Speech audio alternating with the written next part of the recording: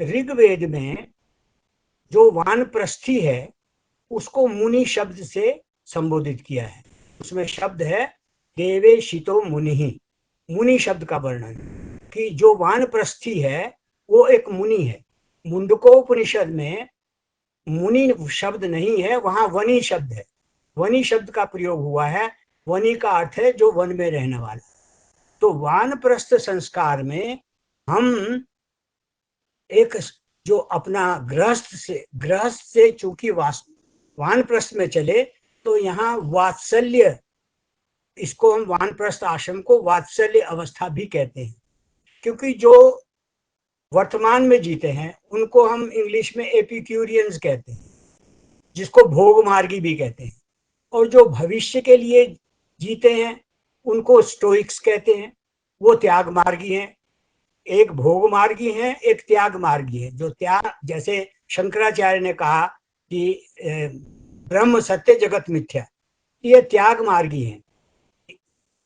ईशोपनिषद में यजुर्वेद के 40वें अध्याय में मंत्र है, ईशावास्यमिदं सर्वं यत किंच जगत्याम जगत तेन त्यक्तेन भुंजिथा माँ गृह कस्य धन। संसार में जितने पदार्थ हैं उनमें ईश्वर वास करता है, इसलिए त्यक्तेन भुंजिथा, त्याग भाव से जो चीज आपने अर्जित की है उसको त्याग भाव से इस्तेमाल करो। त्यक्तेन भुंजिता। अगला शब्द है मागृध, लालच मत करो। क्यों लालच मत करो? कस्यस्वी धनम, धन किसका है। एक राजा मुंज की चर्चा आती है कि मुंज के भाई भोज के पिता राजा थे और गद्दी को, उत्तराधिकार को भोज ने लेना था, लेकिन भोज अभी छोटा था। तो भोज के पिता ने अपने छोटे भाई मुंज को कहा कि ये गद्दी तुम संभालो, राजपाट तुम संभालो, और जब मेरा पुत्र भोज बड़ा हो जाएगा तो इसको सिंहासन दे देना। मुंज के मन में लालच पैदा हुआ। उसने सोचा कि अगर इस गद्दी को मैं ही संभालूं तो कितना अच्छा हो। उसने अपने सेनापति को कहा कि इसको ले जाओ और वध कर दो। सेनापति जंगल लेकर के गया, लेकिन वो उसका वध नहीं कर पाया। भोज ने पूछा क्या बात है, चिंतित क्यों हो, परेशान क्यों हो? तो सेनापति ने कहा मुझे आदेश हुआ है आपका वध करने का। तो भोज ने कहा आज्ञा का राजाज्ञा, लेकिन मेरा एक संदेश चाचा मुंज को दे देना। और संदेश उसने पत्ते पर लिख करके दिया। इस पृथ्वी पर भगवान राम हुए, भगवान कृष्ण हुए, महर्षि दधीची हुए, विद्वान हुए, बलवान हुए, धनवान हुए, लेकिन ये पृथ्वी किसी के साथ नहीं गई। चाचा मुंज, ऐसा लगता है कि तू इस पृथ्वी को अपने साथ लेकर के जाए। तो ये भावना जो है कि ये परिवार मेरा, ये घर मेरा, ये संपत्ति मेरी, ये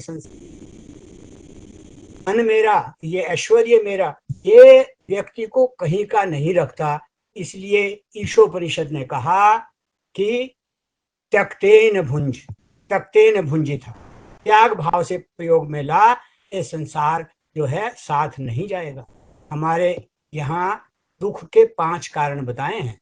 और जो दुख व्यक्ति को, दू का अर्थ है बुरा और ख का अर्थ है इंद्रिय।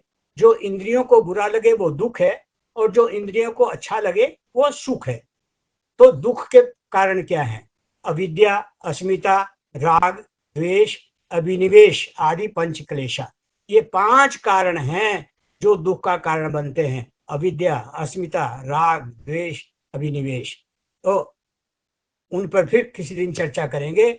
यहाँ तो हम सिर्फ आश्रम की बात कर रहे हैं, क्योंकि हमारी संस्कृति मनुष्य को पहले प्रवृत्ति में डाला, भोग में डाला, लेकिन भोग से त्याग की ओर ले जाना है, प्रवृत्ति से निवृत्ति की ओर ले जाना है, प्रेय से श्रेय की ओर ले जाना है, वर्तमान से भविष्य की ओर ले जाना है। ये जो 4 आश्रम हैं, ब्रह्मचर्य, गृहस्थ, वानप्रस्थ, संन्यास, ये क्या है? ये जीवन यात्रा के 4 पड़ाव हैं। 4 पड़ाव हैं। गृहस्थ एक आश्रम है, एक पड़ाव है, एक सराय है जिसको हमें छोड़ना है। ये हमारा गंतव्य नहीं है, हमारा लक्ष्य नहीं है। ये केवल उस लक्ष्य तक पहुंचने का कोई नहीं। आप किसी सराय में ठहरे हुए हैं और सराय में आपने 7 दिन के लिए ठहरना था, तो 8वें दिन जो सराय वो आपको कहेगा भाई आपके 7 दिन हो गए, आप कृपा करके जाइए। आप नहीं जाना चाहेंगे, फिर वो कहेगा जाइए।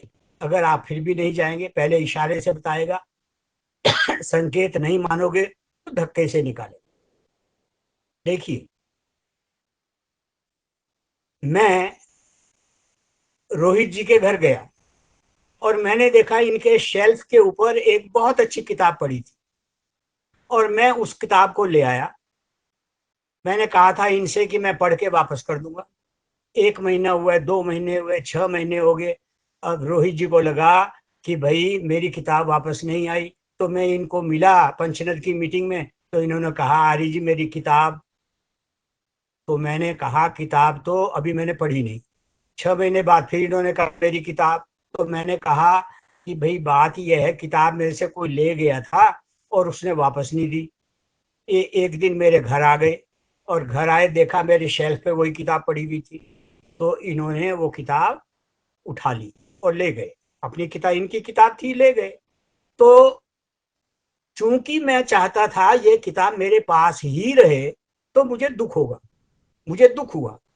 दो पेरेंट्स हैं, माता पिता हैं।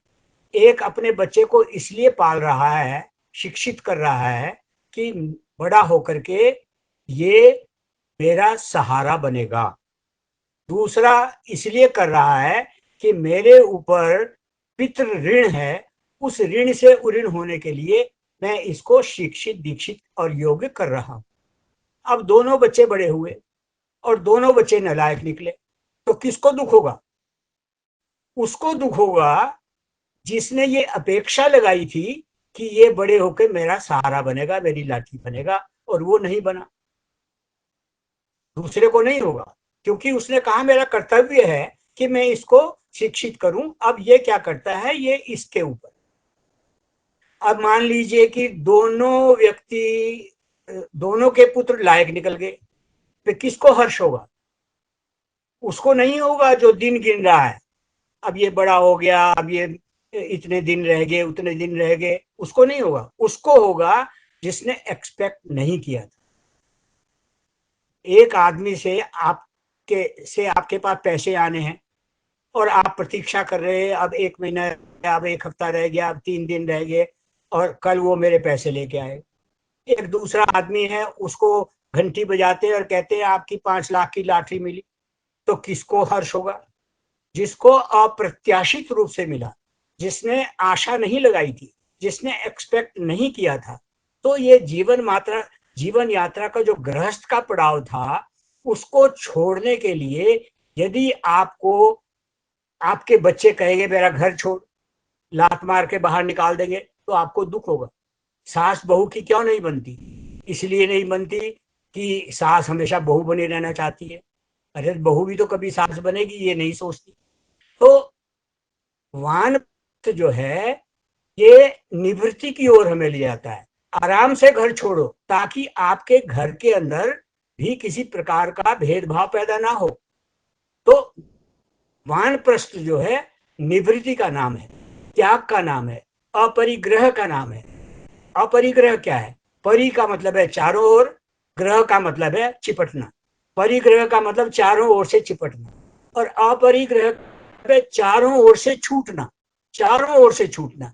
इसीलिए हम जब भी रोजाना यज्ञ करते हैं तो यज्ञ में कहते हैं इदन्नमम, ये मेरा नहीं है। इदन्नमम, इदम अग्ने इदन्नमम, ये मेरा नहीं है। रोज रोज दिमाग के ऊपर बैठाने के लिए कि मेरे दिमाग में बैठ जाए, इस चीज की हम प्रैक्टिस करते रहते हैं कि हमारी जो प्रवृत्ति है ये निवृत्ति के लिए है, छोड़ने के लिए है, ये मेरा नहीं है। तो वानप्रस्थ आश्रम जो है ये आध्यात्मिकता का केंद्र है। ये हमारी बेकारी की समस्या का भी बहुत बड़ा हल है।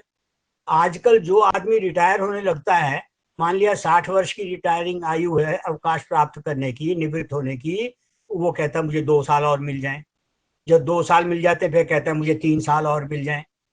ये जो पोस्ट रिटायरमेंट, देखिए आप सर्विस में कब आएंगे ये तो हमें नहीं पता, लेकिन हम सर्विस से कब जाएंगे ये हर आदमी को पता। हर आदमी को पता है कि मैं अमुक तिथि में रिटायर होना है मुझे। तो क्यों नहीं अपनी हम ये समस्याएं जो परिवार की हैं, व्यक्तिगत हैं, उन समस्याओं का हल उस अवधि से पहले निकाल कर रखें जिससे हमें कष्ट ना हो। और हमारी हमारी संस्कृति में वानप्रस्थी के लिए जो कार्य बताया, वो बताया कि वो अवैतनिक शिक्षक का काम करेगा। बर्मा के अंदर आज भी वानप्रस्थ आश्रम जो है वो शहर के बाहर बने हुए हैं, और आज भी बर्मा के अंदर वानप्रस्थी लोग जो हैं वो केवल और केवल शिक्षा का कार्य करते हैं। प्रत्येक विद्यार्थी को हम चाहते हैं 10 विद्यार्थी पर एक शिक्षक रहे। ये संभव है अगर हम वानप्रस्थियों का प्रयोग में लाएं, और हमें अगर उनको प्रयोग में लाएंगे अनुभवी अध्यापक मिलेंगे, और वो काम से वात्सल्य की ओर उनका झुकाव होगा, क्योंकि गृहस्थी से आए हैं, जैसे पोते पोतियों और बच्चों की ओर अधिक लाड़ होता है, और ये स्वाभाविक गुण बच्चों के लिए विकास के लिए बहुत जरूरी है। और पारिवारिक उपेक्षा से बचेंगे, जो आज हर घर के अंदर बुजुर्गों की उपेक्षा घरों से, वो स्नेह भाव बना रहेगा। हीनता एवं निराशा की भावना जो आज पैदा होती है वो उत्साह में बदल जाएगी, क्यों उनका यूटिलाइज हो रहा है। नवयुवक अध्यापकों द्वारा संभावित आचार संहिता के जो आचारहीनता के जो दुष्परिणाम है उनसे बचाव होगा। और असली आचार्य वो होंगे क्योंकि आचार का परिवर्तन करने से आचार्य बनता है। उनका कार्य अध्यापन है, स्वाध्याय है, चिंतन है, आत्मिक उन्नति है। मैंने आपको पिछली बार भी कहा था, हमारे यहाँ किसी कवि ने कहा, प्रथमे नार्जिता विद्या, द्वितीय नार्जितम धनिम, तृतीय नार्जितम पुण्यम, चतुर्थे किम करिष्यति। तो तीसरे आश्रम में वानप्रस्थ में तो पुण्य कमाने का काम है। इसलिए वानप्रस्थ और संन्यास में व्यक्ति की जो मनोवृत्ति है वो समन्वयवादी विवेकपूर्ण निर्णय लेने की प्रवृत्ति बन जाती है, और मिलाने की प्रवृत्ति बनती है, विध्वंस की प्रवृत्ति नहीं बनती। तो इसलिए वानप्रस्थ हमारी संस्कृति में एक बहुत अच्छा अंग मनुष्य के निर्माण के लिए है।